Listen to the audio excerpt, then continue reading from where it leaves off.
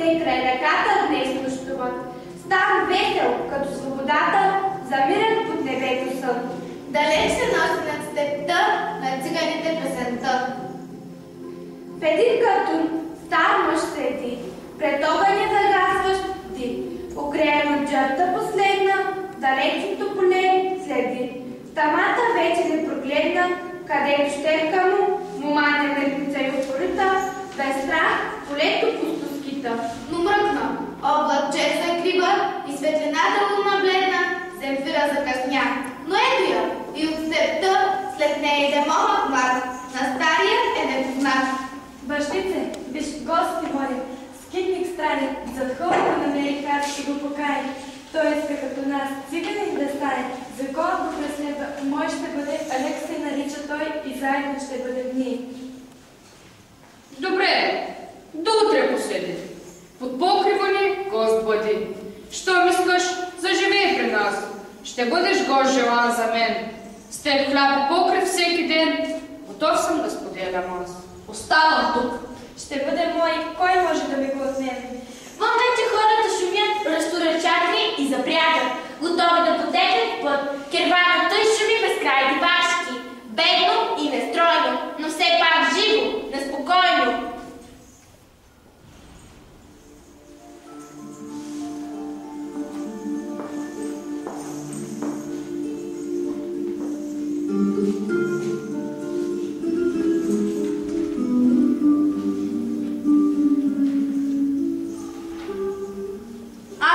Вече волен жител на всемира, където слънцето блести и озарява равнината.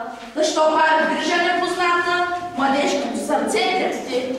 Подобно веселите птички, изгнани беден, без привички, под звездното небе покой, намираше и покрив той. А над самотника гърмеше нерядко буря зла навън, но той под гръм слънце спеше, безгрешен и спокоен сън. Какви ли чувства ли кипят, измъчената ми гът? Дали не ще се после кажеш, захвърлил своята среда? Какво захвърлих? Само знаеш, приятелите си и града. Не знаеш ли какво да жаля, за този сив живот печален. В каменния душен град, народ там струпан зад огради, не диша утренни прохлади, не пролетни аромат. От любовта си се срамуват, търгуват с волността дори, пред идоли поклони сруват, зарад вериги и пари. Но там в огромните палати, килимиша не блестят, играете се веселят девойки с найките богати. Забави градски, що са те? Весели е без обич, скука. Чуй, мое хубаво дете, пред кръстата твоя тука, това поле бледнеят те. А аз, чуй моето желание, да бъдем все аз и ти, споделяйки любов, мечти и доброволното иззнание. Обичаш нас и не цениш, макар роден в среда богата, но ще ли може свободата левичките да замени? Сред нас върви едно предание, изпрати цари от тук у нас. Един човек от юг признание, но ето че забравих аз, но знаех името му странно. Той бил на възраст вече стар, но млад дух добър, незлобен. За песни имал дивен дар и глас на ручея подобен. Любим на всички станал той, живял край Дунава тогава, с песни разкази безброй, човешките души пленявал. Но да се справи с бедността бил неспособен. Оплакал се, че бил наказан от Господа за престъпление и все очаквал избавление. А преди смъртта си завещал да пренесат далеч на юг те тлените му стари кости, че в земята тук ще бъдат неспокойни гости. Каква съдба, о синове на Рим, прославена държава, кажи певец на богове и на любов, какво е слава, задробен шум или признание, от род народ преминал звук или разказаното тук от цигане на див предание.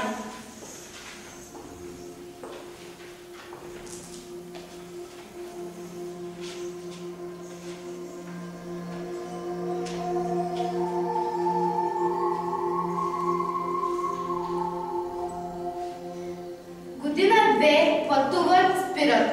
Тук-там за отдих и престой. Безгрижни всякъде намират гостоприемство и покой. А леко весел като всички прекарва скитнишките дни. Привиква с циганския бит, животът муден го привлича. Нощувките в степта обичат. На слънце пролетно се грее, бащата вече престарял. А леко слуша побледнял, Земфира песен пее. Мъж стар, грозен мъж, нарежи, нагори. Нямам страх ни от нощ, ни от огън дори. Ненавиждам те аз, презирам те аз. Мъж любим имам нов, ще умра от любов. Таз песен вече ме додея. Дивашка песен, замълчи. Чак за себе се я пее, не щеш, не слушай, не гълчи. Мъж стар, грозен мъж, нарежи, нагори.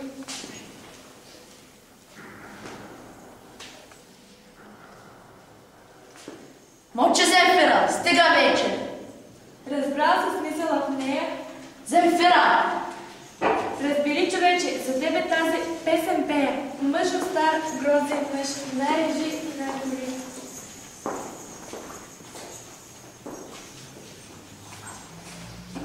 Да, помня тази песен.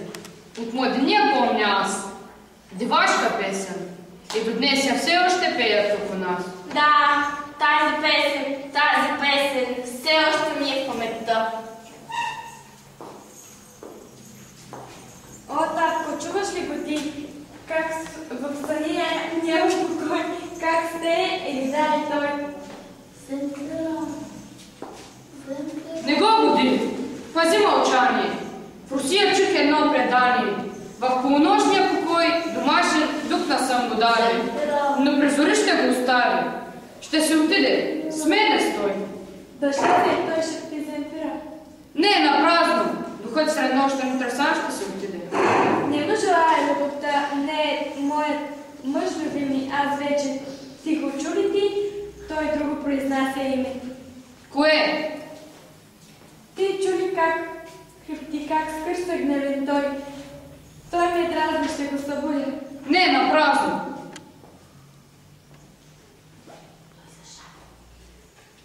Той зашава и мене да забава.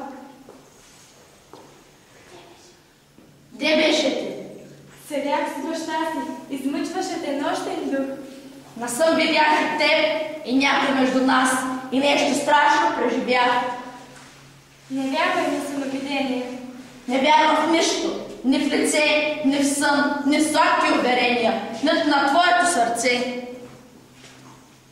Защо безумец моят тъжиш? Защо въждишаш ежечасно? Свободни сме, небето ясно.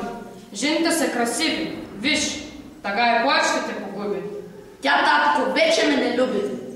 Остави я, дете е тя. И няма смисъл от тази безкрайна любов всеотдайна, безумна. Жените са като цветя. Луната можеш ли в небето да спреш да свети само тук? И на момичето сърцето да спреш да не обича друг и да скърби? А колко беше тя нежен утешител мой. И тук в пустиния покой, по-детски весела бе тя. И не един път с милувки и упоителни целувки от пристъпите на скръпта да ме спаси бе се умяла. А сега презрява любовта към мен съвсем е опладняла.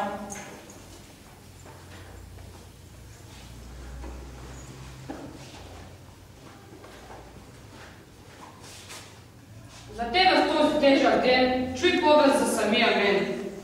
Бях млад и моята душа тогава радостно кипеше. Косата буйна на вълни, един бял косъм не личеше. Младостта си отиде бързо. И любовта ме марила, година трая и угасна. Една нощ наблизо до Кагула, друг табор в нощ една гореща не срещна. Преспаха 2 нощи. На третата, о тежък ден, оставяйки дете и мен. Отиде Марила с тях. Не знаете, спокойно спях. Като събудих се и обеда, от Марила ли следа? Кажи ми как си се държала, жената си неблагодарна и любовника и твар коварна, да не догони с кинжал. Напразно! Младостта е птичка, а любовта е едно крило. Един път тя дохлосва всички, каквото е било, било. Не съм такъв да се откажа, от правото да отмъстя, изменницата да накажа. Ако намеря моя враг, кълна се, моя крак не ще да пощади злодея. В морето него или нея, ще ритна бездната без жал. От сън събуден нека страда, към черни бездни полетял, а когато страх и ужас пада, бъдоносно бих се смял.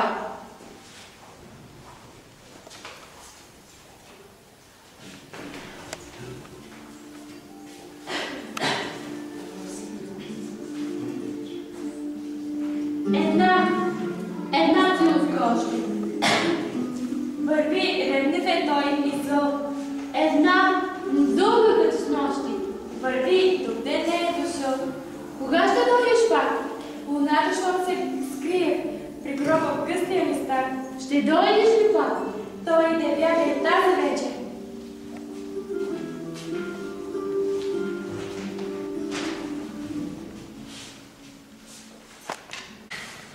Алеко спи, но в своя сън спокоен отдих не намира.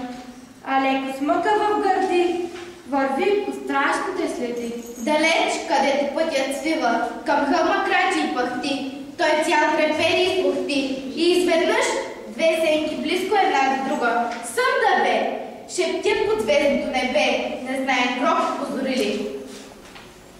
Върви, постой, върви, мой мили, постой, върви, постой. Ако този нощен час, ако леко бъде стане.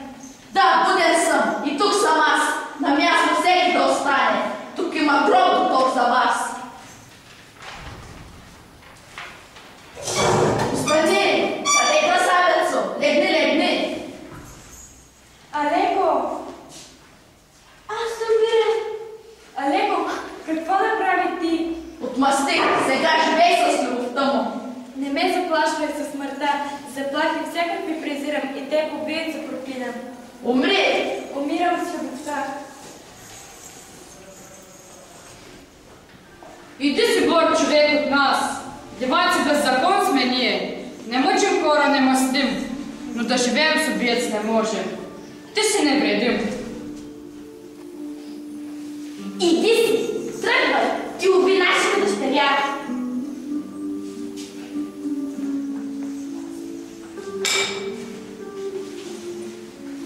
След тези мъдри думи, громно мълчание, отново път далеч от мястото законно към неизвестна цел вървят.